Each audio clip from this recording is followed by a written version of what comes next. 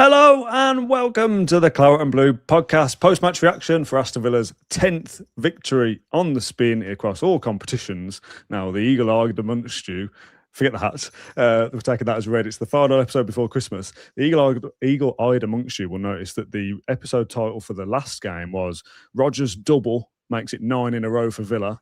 I've copied and pasted it. Rodgers double makes it 10 in a row. Mate. Very good, right? Speaking of winning doubles, Luke Littler, Mick Hucknall, Rachel Riley, Angry Ginge, Sir Alex Ferguson, Bruno the Rat, Ruben Amorim.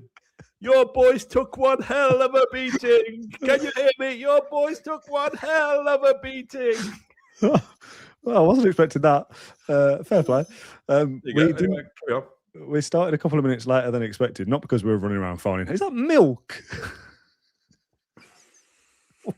Ow. We weren't getting hats on or finding milk. I was thinking, why isn't the audio quite right? What's going on? Is my mic working? I can't actually hear you very well because the headphones aren't actually on my ears, and all I can hear is this bell going off all the time, like the Christmas special. Very, very happy. We'll talk about the game, obviously, in as much detail as we want to.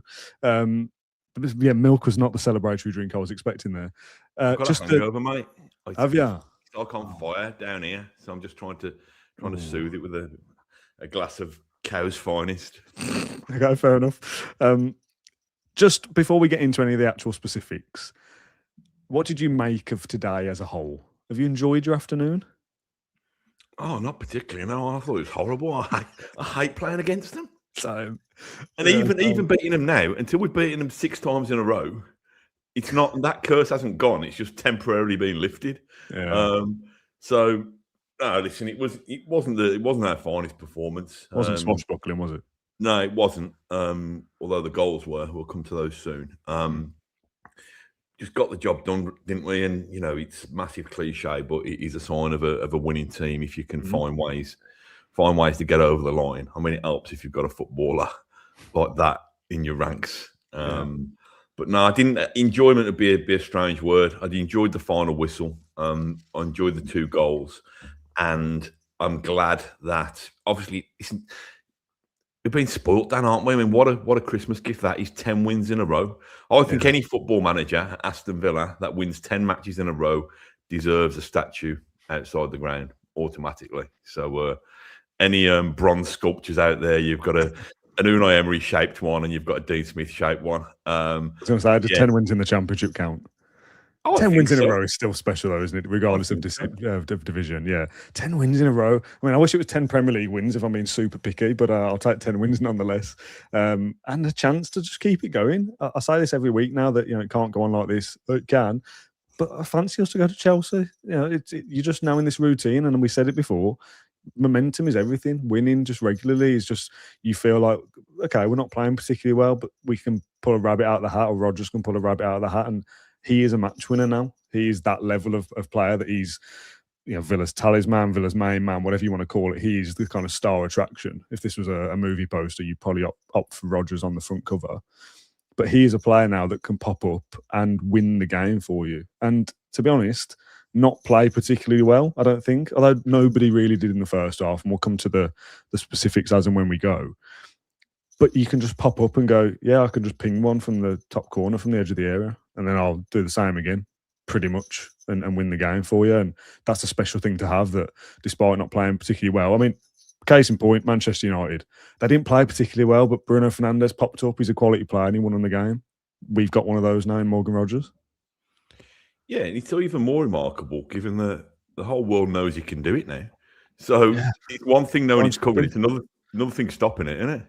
Yeah, exactly. It's hard to stop that. I mean, let's get into it quickly. That first goal, I was, and you're pretty much the same as me, but a few tiers up. I was right behind that ball, and as soon as it left his boot, it's in straight away, directly behind it, complete line of sight, straight into the top corner. Just a lovely, lovely, lovely finish. Yeah, I'm just trying to multitask at the moment because I had a query about John's player rating, so I'm trying to tap a reply to him on WhatsApp while giving you the respect that you deserve. It was a lovely finish, and I've never seen that. I don't see that ref cam view very often. Yeah. Good. Seen it? Yeah, nice. It's a special strike. I think everything about it. McGinn picks him out with a good ball, but there's still a lot of it's a bit like the Matty Cash ball to Luca Dean at Tottenham. There's a lot to do. You're risking a stretched hamstring, I think, if you're not a prime athlete like our lot. But he's brought it down. His second touch to keep the ball in play is class. And then somehow he's worked that angle from out near the corner flag. He's been able to advance and work that angle. And it sounds ridiculous. I don't think he even needed to hit it that hard because he whipped it so perfectly where he wanted it, kind of postage stamp. Top corner, wasn't it? Yeah. Right in the top corner. And it's brilliant. And I put something, I've just listened back to the Peter Drury commentary. And what did he say? Hang on, made a note here. I can't find him. Where is he? Where are you? Peter Drury was like, how good is he right now? And I'll tell you, Peter, he's fecking brilliant. he's swashbucklingly fecking brilliant. What a player. We're blessed, aren't we? We're blessed to have him as ours.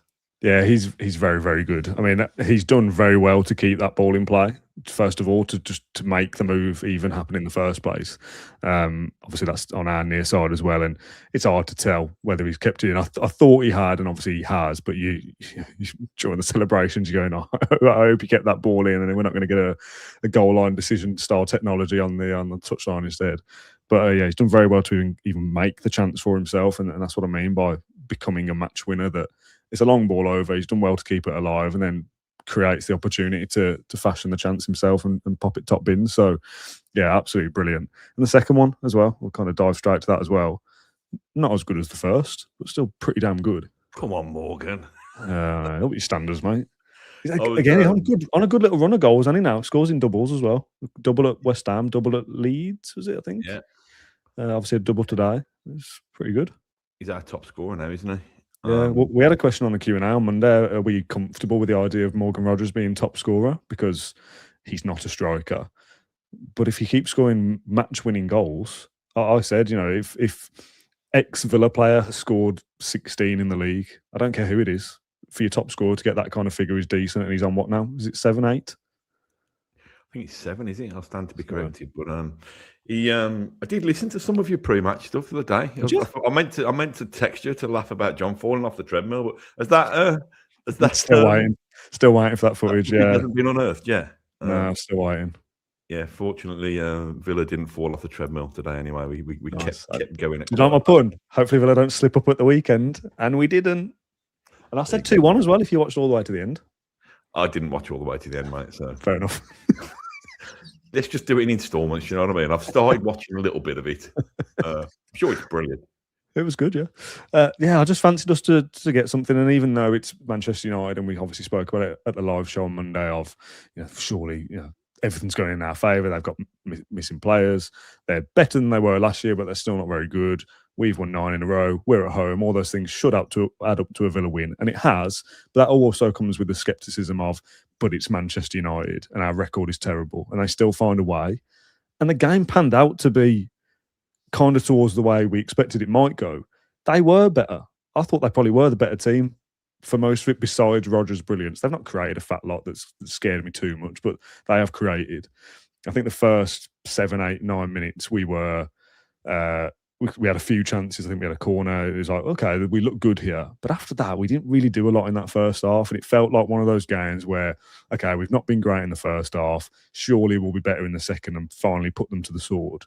But we didn't really. It wasn't a great game. And we've come away from that feeling like, we've not played particularly well. But we found a way to win because we have someone of Rodgers' quality, and the Villa train rolls on. That's the main thing.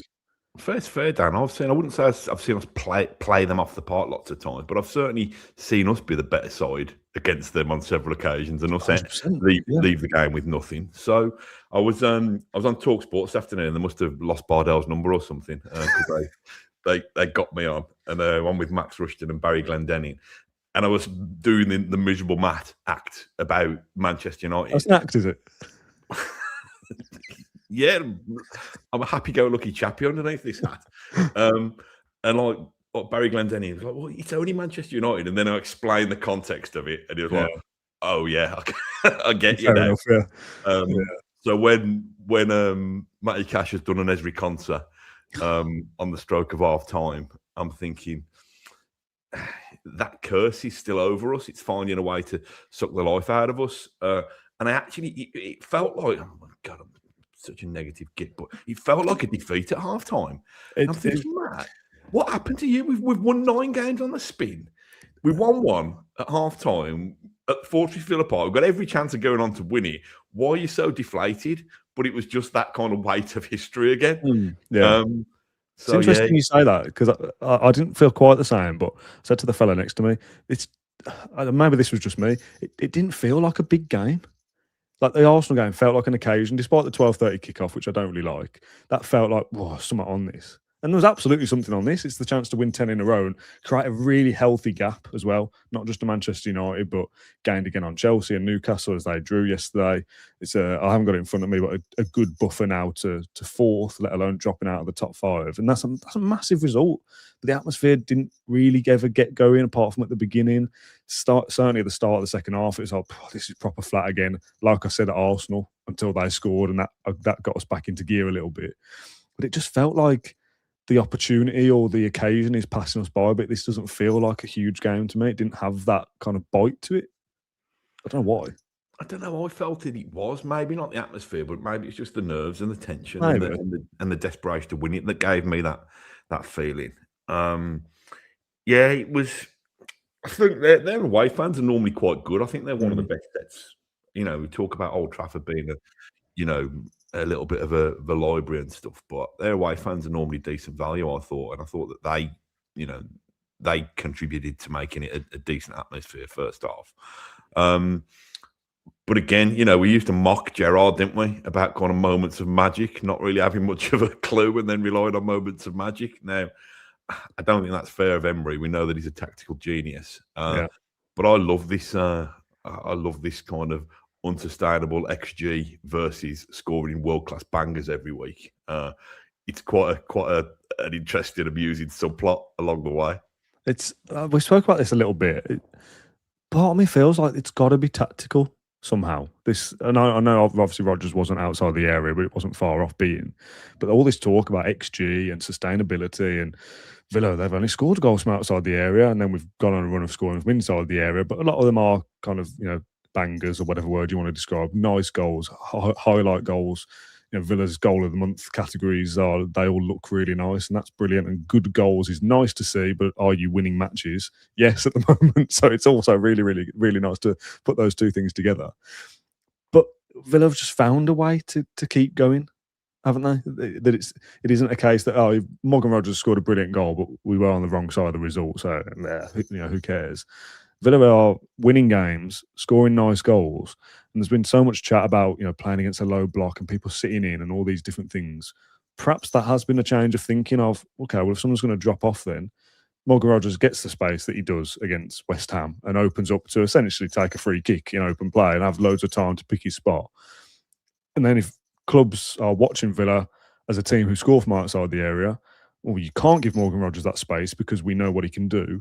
That allows the space then to pop off a couple of passes and someone else gets a chance fashioned in a different manner. So it's almost like Villa have found different ways to win games. Sometimes it's nicer football, if you like, and well-crafted chances. And other times it's, we'll just whack it and see what happens, and it might go in. And at the moment they are. And I get the idea of, well, they won't always go in. Often they'll go into the whole end or out for a throw-in or whatever. And occasionally that will happen. But because players like Rodgers are so good, it's not a coincidence that he's scoring the goals to the level that he is. It's because he's that level of player. Is he world class? I almost said it like it rolls off. Is Rodgers world class? I think he is. He's a top player. Same thing, isn't it? I think he is world class. I think he probably starts for England in that position. So if you start for England, I don't know the world class debate. It's like my dad's bigger than yours. Okay. I'm not threatening you. I'm not saying that he is bigger than yours, but it's that. Who cares whether it's world class? He's playing in, the best, if not one of the best leagues in world football, and he's probably one of the top 5 players so far this season in said league. So if all of that equals world class, then he is. So I don't think he necessarily needs that badge. He's Aston Villa class. That's one level up above world class, as we know. Somebody in the chat said, "Nice sound from your hat." Yeah, I don't know whether it's too annoying for people. I'll try not to shake my head too much. But it's Christmas, isn't it? It's Christmas. There's a little Christmas soundtrack in the back. For those that are listening, me and Matt I'm wearing an elf hat with a bell on. You've got a Santa hat. Yeah, I'm wearing a Santa hat with a bell in. All right. I almost thought about doing that joke, and I thought, no, I have to do better of it. While we're on the goals, how much airtime did Unai Emery's coat get? That was almost in the air for as long as the ball was. I can't quite work out what I think of this. I find it quite strangely seductive. I don't know whether I see it a bit like a kind of matador. Okay, with the kind of Spanish thing coming in and him taking on all comers with his coat, or whether you won't remember this, but when Bucks Fizz whipped off their skirts at the Eurovision Song Contest, I don't know what it is, but I find it strangely alluring at the moment. Fair enough. Is there any alcohol with that milk that you're drinking? Oh, that'd be vile. A little bit of milk and alcohol, yeah. There's some quotes actually from the presser. I don't know whether John asked this question or somebody else. Asked why he flung his coat after Rodgers' second, Emery said, "I did it because I was not happy with how Rodgers was performing. He scored a fantastic goal, but we need more. The second half, he was doing... he started more aggressive and he scored a second goal because he was aggressive for the second action, anticipating and scoring the second goal. It was my adrenaline there for this issue," which I really like the idea of, because, I don't know, it's very like manager speak, isn't it? But in actions. Like, he's just scored a great goal, you flung your coat. Is it really because you're not happy, or is it just that adrenaline of, yeah, like, just lose it a little bit, go mad? I hope Mrs. Emery buys him a new coat for Christmas and got the wrong size or the wrong look, and he just like casts it off the Christmas tree and sends the cat scampering and all that kind of thing. It has become, again, it's like those little kind of moments and memes, and it's become a part of our... I don't know. We did this before, haven't we? You know, all the things that define Aston Villa, the mini little silly bits around the edges. But those images are the defining images of this winning run. Yeah, absolutely. Let's talk about the game as a whole then. And I've seen John's player ratings, and I think we were better in the second half, as we said before. But I don't know. I don't want to be too negative. I know I kind of get this label a little bit. We've won 10 in a row, and it's brilliant. I'm very happy. And we beat Manchester United. Like, I kind of, again, took it for granted a little bit at full time of like, yes, this is a massive moment. It's Man United as well. Like, we've got this terrible record, and we've got this 10-game winning run now, a nice round number, 7 in the league, still unbeaten at home, 1 defeat in 2025, all calendar year at home, or whatever it is, Crystal Palace. That's a massive, massive deal. But I've still got this like nagging thought in the back of my head that we didn't play very well. Well, if we played like that against a better team, we probably wouldn't have won. But I also don't care, because we're winning games.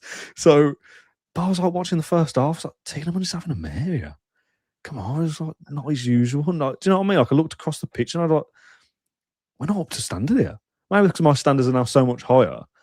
But do you know what I mean? I thought we got away with a couple of stinkers there. I'll get you. With your negativity and your delusions of grandeur. 10 games, 10 I know, games. it's mad. I almost feel bad bringing it up. No, you're right. I mean, the one I did like, Tielemans, who did he smash? He seemed to come, was it Euro? Yeah, he did like about an 80-yard run and then smash Euro. That amused me. But it wasn't quite flowing. There's a moment I can't remember if it was the first or second, but there's a kind of loose ball, and Tielemans almost like swung a leg out like behind him to try and like pull it down from the air. And I was a bit like, it's too casual. Like, we're still kind of butting heads with United at this point. It's, you know, it's also them. You got to be sharper than that. And maybe I'm being super picky over like little details and just little moments that I've remembered, but just like, I don't know, the odd ball going astray, or Matty Cash's lapse of concentration, or whatever you want to put it down to. Just we weren't quite there. I'm not suggesting the whole team was like that, but again, Watkins not played particularly well.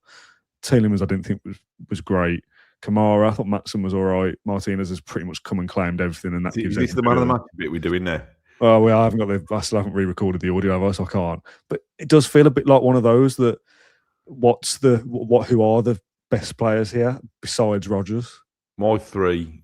I know you've not got your little jingle. I have. Rodgers, and probably McGinn and Onana.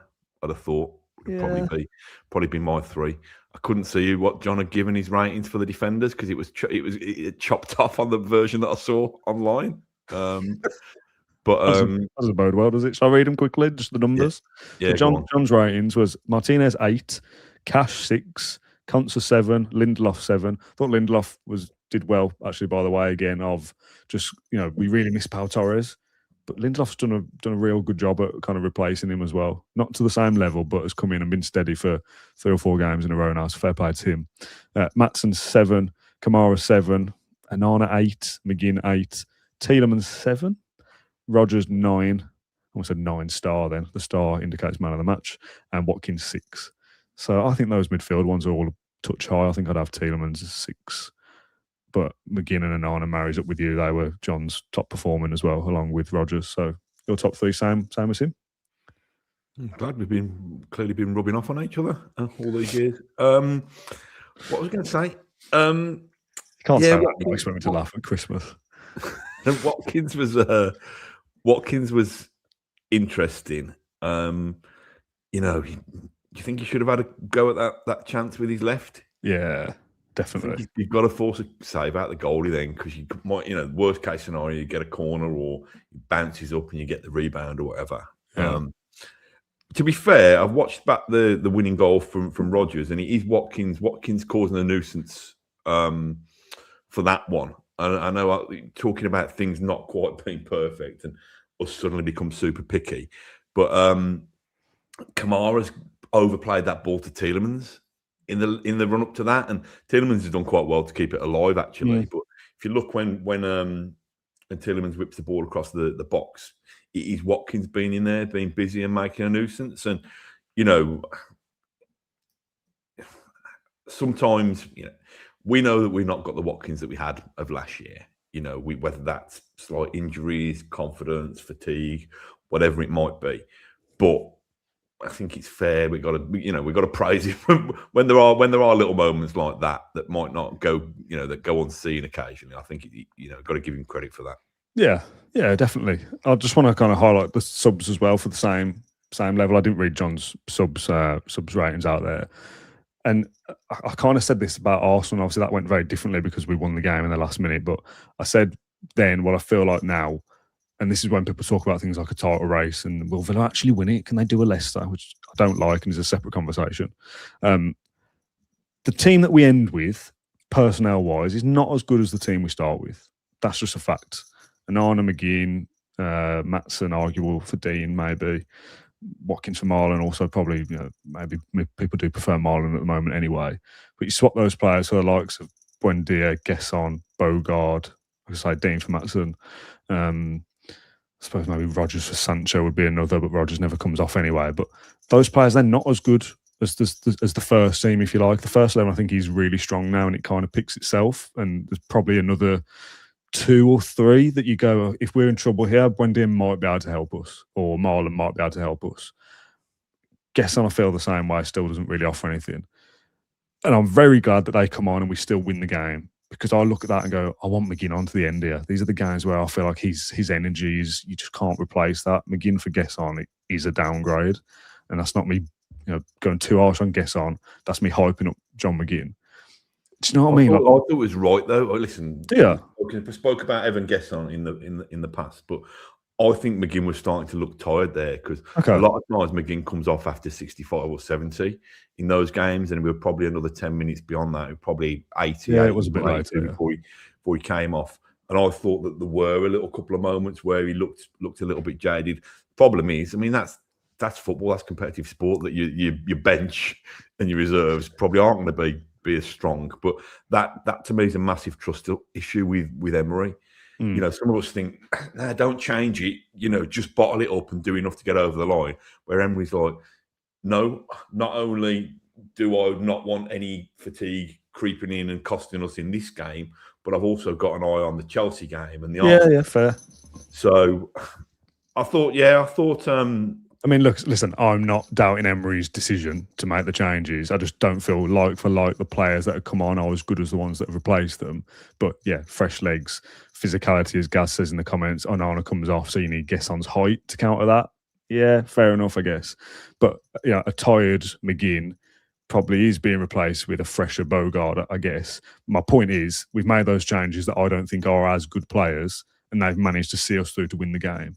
We've done that in other games as well. So kind of fair play to Emery for making the changes and keeping us fresher, and the players to come on and have that job and that pressure to go, right, this is on me now to secure the result. And they are able to do that. Imagine the narrative is very different if we make the changes to preserve ourselves for the next game or to save legs or try and be clever, and the players come on and they blow it and they end the 10-game winning run because Gesson does something silly or Bogard or whatever. So, yeah, kind of just wanted to highlight that Emery does make these changes and we still kind of find a way to keep going. John in the comments quickly says, no AFCON for Gesson. He was held back just for today. I think he's going tomorrow. So he's still going up with, or tonight even, he's still going over to, is it Ivory Coast? To represent Ivory Coast. But yeah, obviously Mbeumo and the other Man United lads had already gone. Gesson was available for this, and then he goes after this. So, I want him to do well if he gets some minutes and try and get some confidence and score a couple of goals or whatever if he does play, because that will hopefully be beneficial to Villa. But yeah, obviously the squad will look ever so slightly different with him gone. Sancho is obviously back for the next game because he was on loan from United.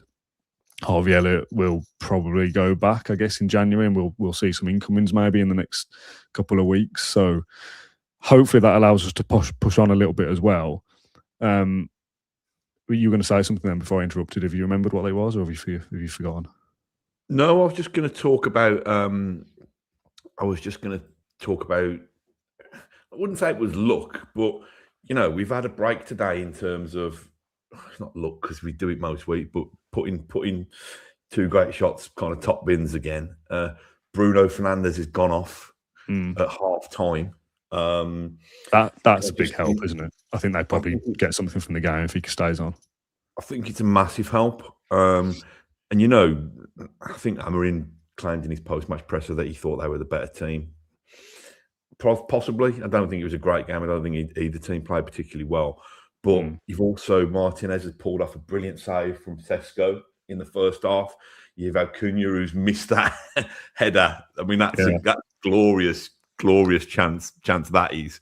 So how nice and refreshing is it that luck falls down on our side against Manchester United when we've been on the receiving end lots and lots of times?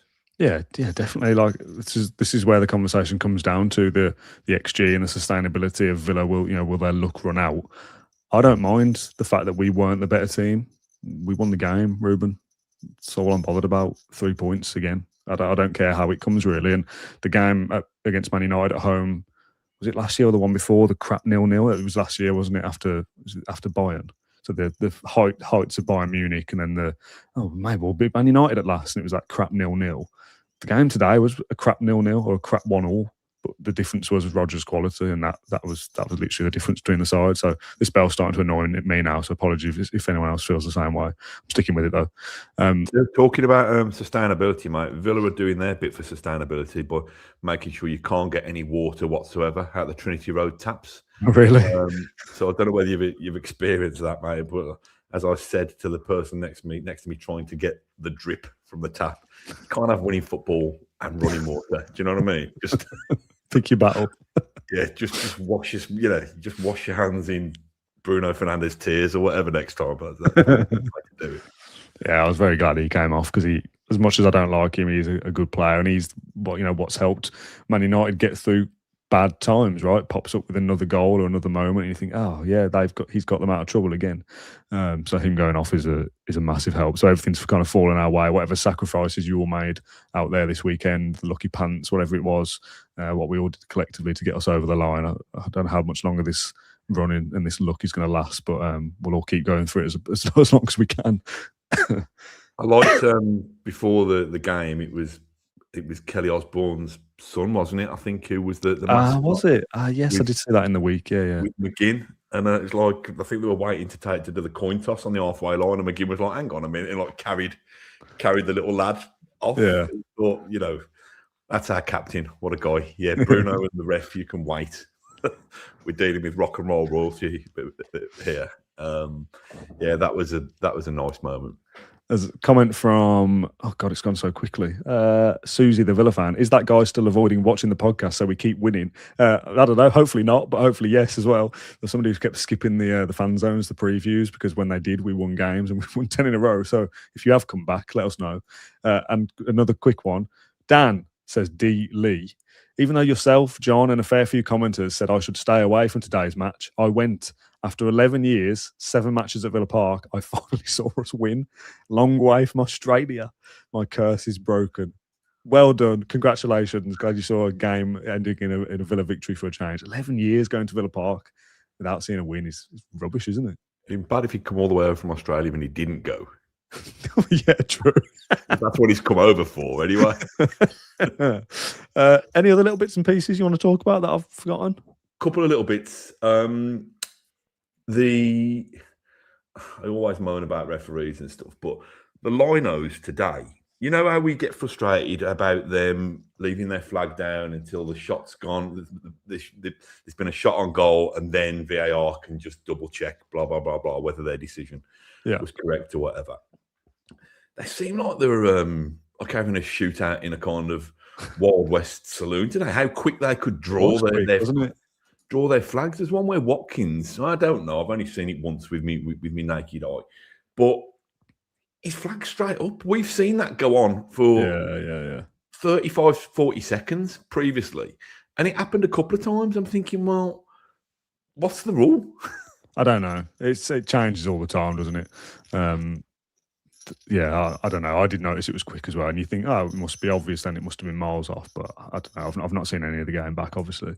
Yeah, there's another thing, Dan, where I'm just splitting hairs now, but there's one where Luke Shaw's done a fairly cynical foul on McGinn, not far from the dugouts, and thinking, well, that's a yellow. If you looked up yellow card in the dictionary, you could probably take a freeze frame at that, because that to me looked like a certain yellow. Yeah. And was it Ugarte who he got booked eventually, but I think that was his 8th foul. He was rubbish, I thought. He was crap, but he gave away so many fouls. You're thinking, come on, at one stage you're going to have to get your book out here. And he did, and then he got taken off, I think, about 2 minutes later. But yeah, listen, he's splitting hairs. We've won the game. We've won 10 on the spin, and we go marching on, don't we? Yeah, absolutely. A couple of comments, questions. Gaz, first of all, says Ollie was off, but it was very, very close. So why it was flagged so quickly, I'm not sure. But if it's ultimately right, that's fine. James says, what is the most amount of games won in a row in the modern era? I don't know specifically, but the talk was Graham Taylor, I think, had a run of 6 in the top flight, which obviously we matched with West Ham and we're now beaten. And 7 goes back to something like 1910 or 1912 or something like that in the top flight of 7 wins in a row. I don't know when was the last time, if ever, we've done 8 in a row. You would assume we possibly would have when we were so dominant in like the late 1800s when Villa won everything. You'd imagine they went on massive winning runs, although I don't know that for fact. This is really annoying, this bell thing. But I don't know. Can it go on like this, Matt? You can do it, mate. I'm not very good at Yorkshire accents. You do. Neither am I. It can.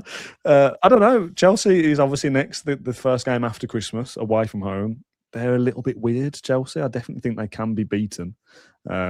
And then obviously Arsenal away as well, which is, if we do get something at Chelsea, that is set up to be a real kind of tasty clash. Michael in the comments quickly says, no, Graham got 7. 1914 was about 10 in a row in all competitions. They got 11. So we're on track to do, like, if not already matching these records, we'll be beating them soon, hopefully. What do you think? So we won't do any preview content or anything. Me and John are going to do a Q&A on Monday morning. So if you want to start popping some questions into the mailbag, we'll discuss those. Chelsea, quickly, would you back us for that? As mad as it sounds, Dan, I'll take 2 draws from the next. Yeah, just that's very negative to say when we're like a runaway train at the moment. Do you not rather win 1, lose 1? I'd rather win 2 if you're giving me a choice. Actually.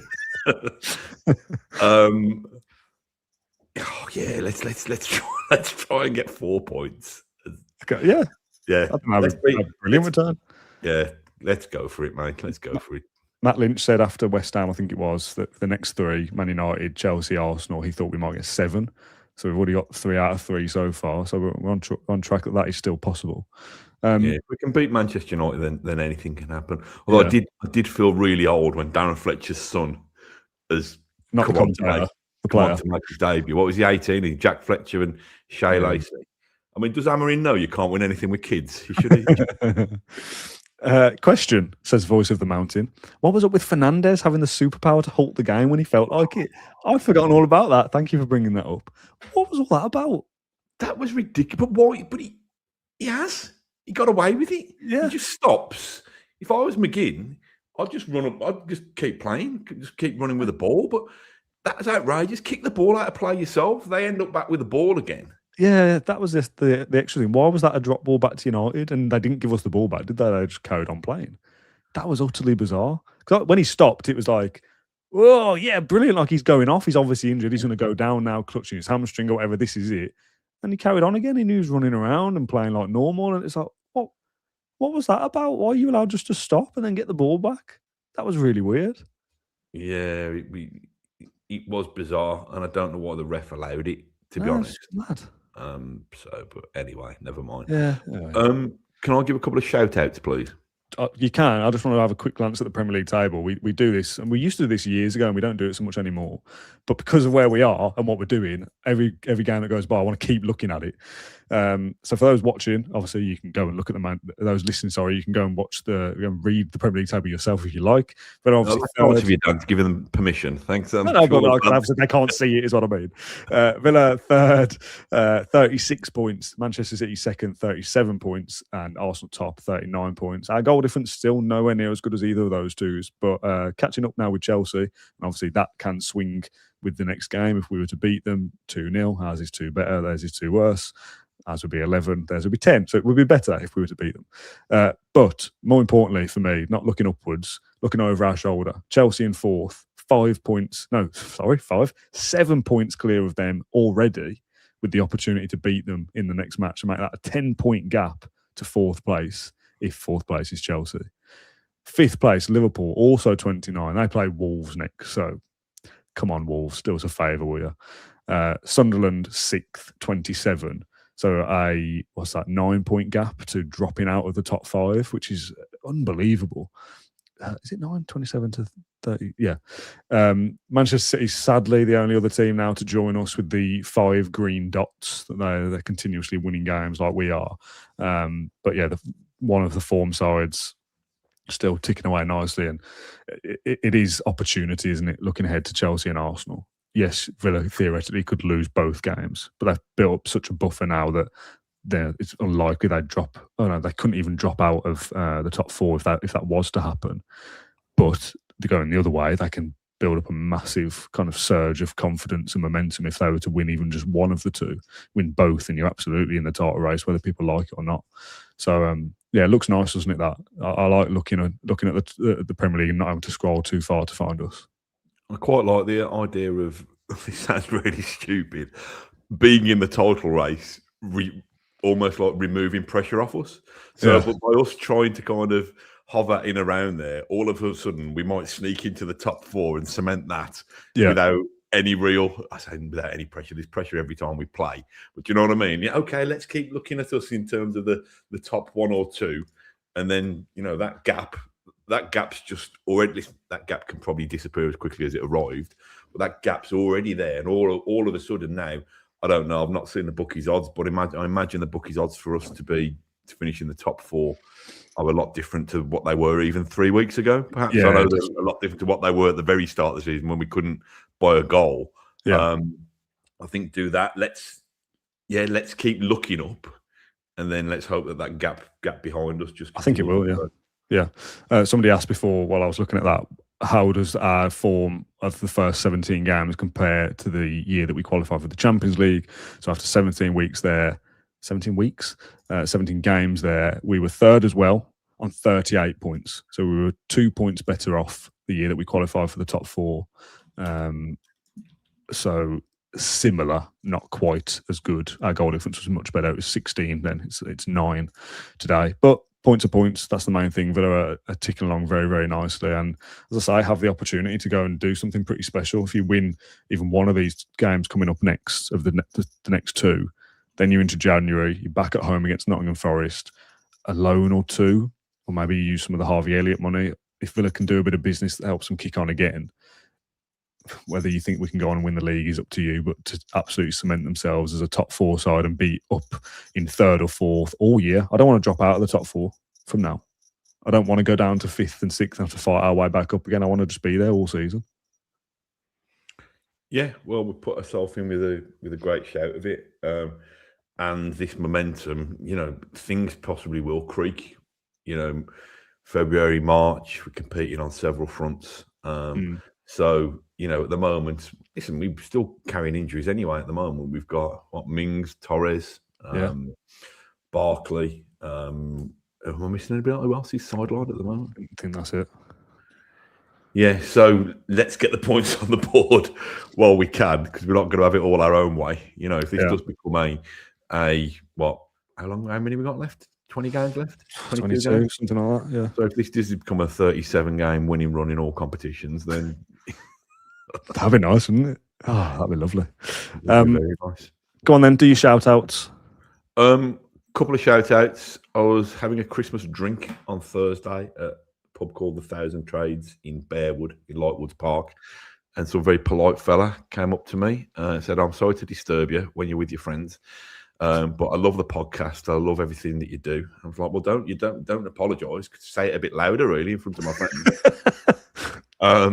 Oh God, Gaz. So the lad was the lad. He was very fresh face, but he's 42. But I'm going to call him a lad. So his dad's not been very well. I think he said his dad's name was Rolling. Okay, Rolling and his son.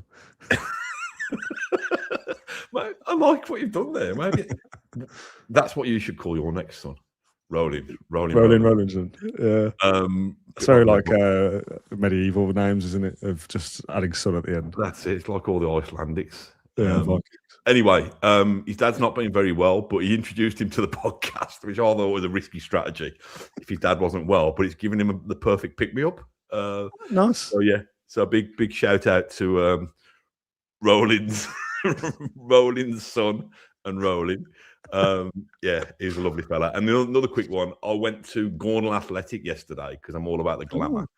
It was a Christmas booze up with my Sunday night five-a-side football mates, and bumped into a fellow I know quite well, Wayne Homer, who's a big Villa fan, and he used to be like a match day steward, but in the posh parts, with a blazer and stuff like that. But his son now, Taylor Homer, plays for Gornal, big Villa fan himself. Came off the bench early in the second half, broke the deadlock with an absolute banger. So it's not just Villa players at the moment who are scoring their screamers. It's fans, which is a bit upset that I couldn't get to five-a-side tonight because of the late kick-off. So I'd been smashing them in from all angles. Shout out to Wayne and Taylor as well. Lovely stuff. Okay, shall we, without trying to give anything away, plug what we're up to? We didn't plan this at all. You might not want to do this. Do you want to do this? Well, I'll phrase it in my terms. We want to try and be a little bit vague and teasery about it, but we've got a Christmas special, which is not a Christmas quiz special. That's already out there. It's not a Christmas live special. That's already out there. But we've got something that I think it's one of my favourite things that we've done in our 6 years. Yeah, 5 years, 6 years, 6 6 years with the channel. You've still got to work your editing degree pokery over it. I think we're going for it early evening on Tuesday. Yeah, I believe. I think people will love it. I love doing it. You love doing it. It is one of our favourites. And is that mysterious enough? I think so. That's just for those that have stayed to the very end of this show. We're not going to put anything on social just yet. Me and John are doing the Q&A on Monday. We're going to record it Monday morning. So send some questions over to the mailbag and we'll have that out lunchtime-ish on Monday. Tuesday, 23rd of December, those of you who are across everything will know that was the date that we set for our Christmas special, the quiz that we did at Hockley. However, something came up that we thought, no, we have to move that So the Christmas quiz came out on Wednesday night and it's done very well. And lots of people enjoyed it. I had a couple of people message me, come up to me today and said that they thought it was good fun and enjoyed it. And so we had something else come up that we wanted that to be the final video. Get Man United done, hopefully win. Tick, we have. Get the Q&A done Monday. And then Chelsea post-match is the 27th. So the final thing we do before Christmas, we want that to be something really special. Something came up. We've got it in the bag. I've got to edit it. I'm very excited about it. I really just want to say it's this, but I want to give it, I don't want to give it away just yet.